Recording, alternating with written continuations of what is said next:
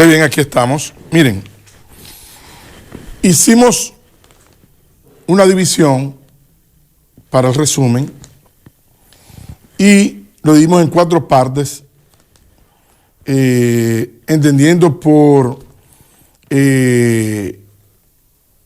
la estructura de la información. Primero, el personaje o la persona más importante o más destacadas o más influyentes en el año 2024, a nivel nacional y a nivel internacional. A nivel nacional primero y luego a nivel internacional.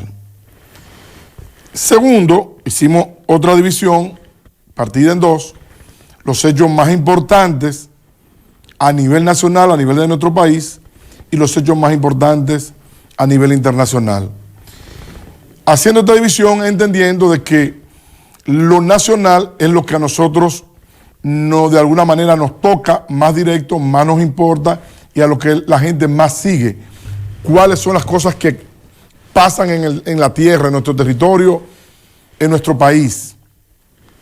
Y obviamente después lo que influye a nivel internacional sobre la República Dominicana y los hechos más importantes a nivel internacional, los cuales no podemos soslayar, pero hay que dividirlo para poder tener una conceptualización más clara de las informaciones. Y es lo que quisimos hacer en la tarde de hoy. Por ejemplo, vamos a empezar a hablar, que quizás sería la última parte, pero vamos a iniciar con ello. Las personalidades o las personas que tuvieron algún nivel de notoriedad en el año 2024, a nivel nacional. A nivel nacional.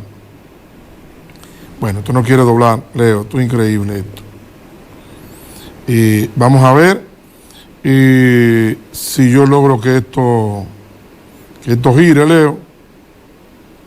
¿Será eso? Ahí está. Ahí está, ahí lo tenemos ya. La persona más influyente o que ocuparon mayor espacio en los medios de comunicación en este año 2024. Yo traté de escoger 5 personas en cada grupo y 5 hechos en cada grupo, pero en algunos se me hizo difícil y tuve que colocar 6 porque había un grado de importancia entre uno y otro y no quise dejarlo. Voy a comenzar por el menos importante, pero de los más importantes del año, porque estamos hablando de los 6 más importantes del año. Por lo tanto, el menos importante no quiere decir que no sea importante, es importante. Por ejemplo, figura del año 2024, número 6, Juan Soto. Un muchacho que estamos hablando del área del deporte, no tiene nada que ver con la política, no tiene nada que ver con la influencia económica, con lo que le pueda pasar a usted o a su familia en términos económicos. Por lo tanto, uno tiene que saber dónde coloca las personalidades. Juan Soto es importante porque obtuvo este año un contrato de 765 millones de dólares en la MLB, que es la Liga de Béisbol Norteamericana, y que los Mets de Nueva York le dieron este dinero. Esto ocurrió el 9 de diciembre. Soto salta a la primacía de las informaciones nacionales el 9 de diciembre. Y también, hay que decirlo, a nivel internacional. ¿Por qué no yo pongo a Soto dentro de las personalidades del año? Porque Soto pone el país en primer plano. Hay que ver que inclusive en España, que lo que se habla es de fútbol, la mayoría de comentaristas deportivos y no deportivos en toda Europa, por todo hablando de España, que está más cerca de uno y que hablan español y que uno puede seguirlo a través de las redes, estaban hablando de Juan Soto por el contrato que firmó con los Mets, ese monto de 765 millones que puede llegar a 800 millones y algo de dólares, porque también tiene otras cláusulas ahí que elevan el contrato todavía mucho más allá de ese número. Y eso puso a Juan Soto a nivel internacional en primer plano. Y aquí en el país, bueno, pues era la noticia del momento. No importa que usted hablara de deporte, no importa que usted no hablara de deporte, que se fue desde el área deportiva, que usted hablara de arte, que habláramos de política, había que hablar de Juan Soto. Y también decir, como dominicanos, que nos hace sentir orgullosos y coloca al país en un punto importante en el área del deporte. En un momento que la República Dominicana necesita este tipo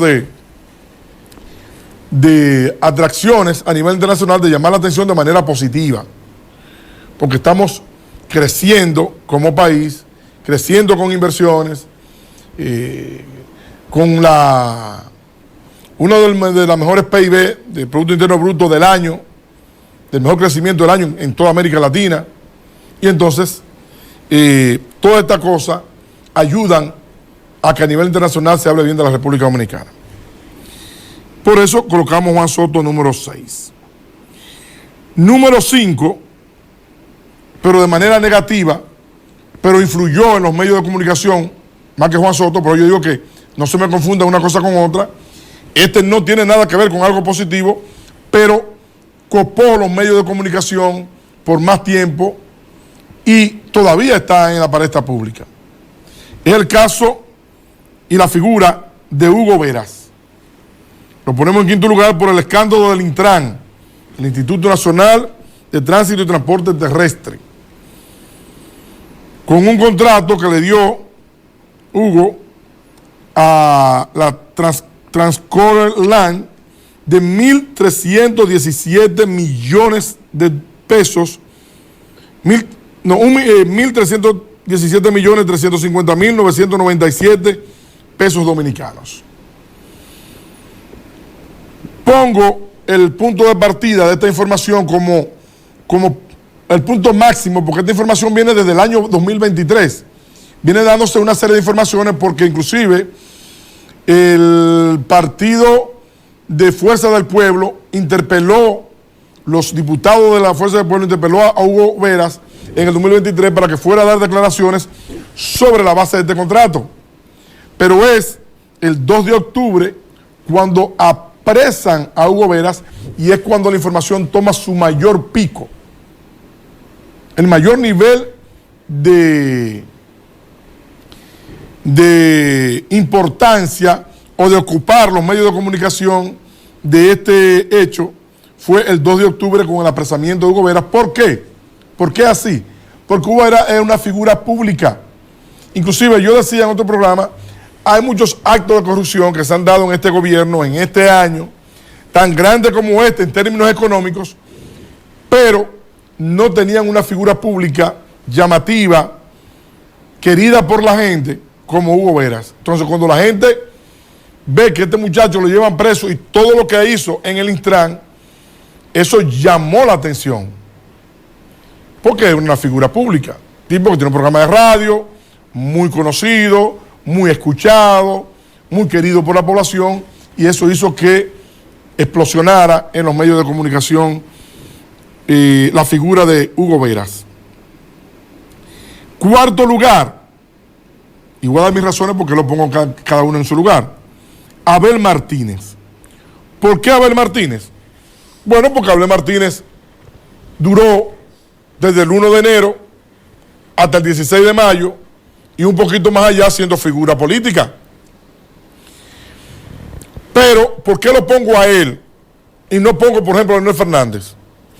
Porque la derrota del PLD de venir de más de un 30% en el año 2020 a un 10% en el 2024, todos los cañones de los PLDistas y no PLDistas enfilaron hacia la figura de Abel Martínez.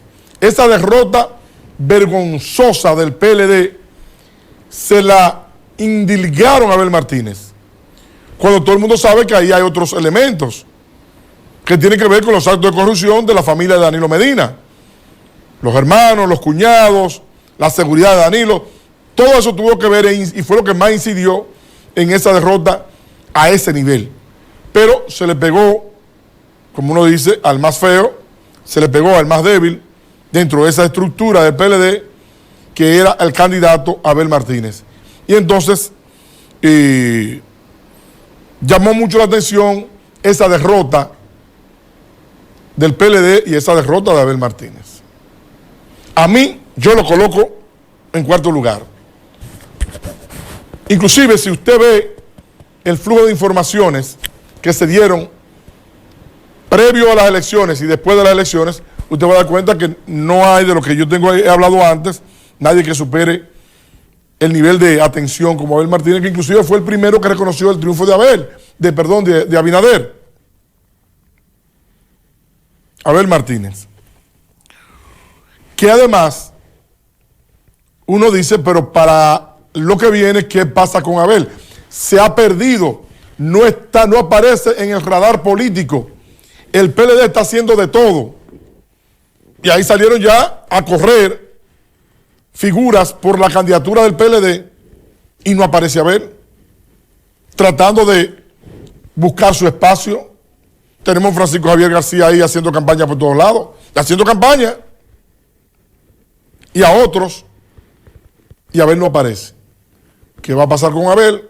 De aquí en adelante sería la pregunta, luego de este año 2024 y esa derrota, ¿cuál es el futuro de Abel?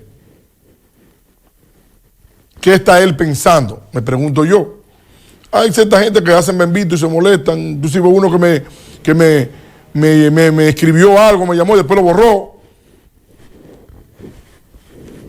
De la gente de Abel, porque le fue muy bien con Abel todo el tiempo y entonces se hacen bembito cuando uno habla de Abel. No, Abel yo lo estimo muchísimo, pero tengo que decir la verdad, tengo que decir lo que pasó, porque esa es mi tarea aquí como comunicador. La tarea de él es otra, del que me escribió. Esa es otra la tarea de él. A mí me importa. Y estimo mucho a Abel, pero esa es la verdad. Inclusive, como dije antes, que lo repito ahora, la derrota del PLD no se debió a él. Ahora, después de eso, él se ha desaparecido. Bueno, tercer lugar, Omar Fernández, que obtuvo la senaduría del Distrito Nacional en un hecho ocurrido el 16 de mayo. El de Abel también le puse como fecha el 16 de mayo, porque estoy tratando de ponerle fecha a cada personaje, el momento en que se hizo, o que yo considero que fue el punto más importante del año de ese personaje, estoy poniéndole fecha. Y la de Omar Fernández, obviamente, que fue el 16 de mayo también, porque el 16 de mayo fueron las elecciones. Y fue tan importante la figura de Omar Fernández, por encima ya de la de Abel, que Omar Fernández constituyó lo que estaba esperando todo el mundo, el resultado más esperado del proceso electoral. Ya no era el presidenciable, porque el presidenciable se sabía quién iba a ganar. Pero en la capital, teniendo Omar Fernández al gobierno con todo el dinero del mundo, haciendo lo imposible para que él no ganara el proceso electoral y ganar ese proceso. Bueno, aquí en Santiago nosotros hicimos aquí, cuando estuvimos hablando en el resumen del proceso electoral, todo el mundo lo que estábamos esperando era ver qué pasaba en la capital, en el Distrito Nacional, quién ganó en el distrito. Si Omar logró superar al gobierno, Omar Fernández. No a Guillermo Moreno, al gobierno. Y por eso yo lo coloco como figura importante en el número 3, por encima de su padre, porque lo de Leonel Fernández se sabía que no iba a ganar, más o menos lo que iba a obtener, ya había una relación, Leonel Fernández, pero la figura de la Fuerza del Pueblo fue Omar Fernández. Habría que ver también en el futuro, si vamos a hablar del futuro de cada una de esta gente, qué va a venir para 2028. Todo apunta a que si Omar Fernández está en las encuestas muy por encima del papá, si lo siguen midiendo, que se entienda que quizá el papá pueda flexibilizar su posición y dejar que el hijo corra para la presidenciable.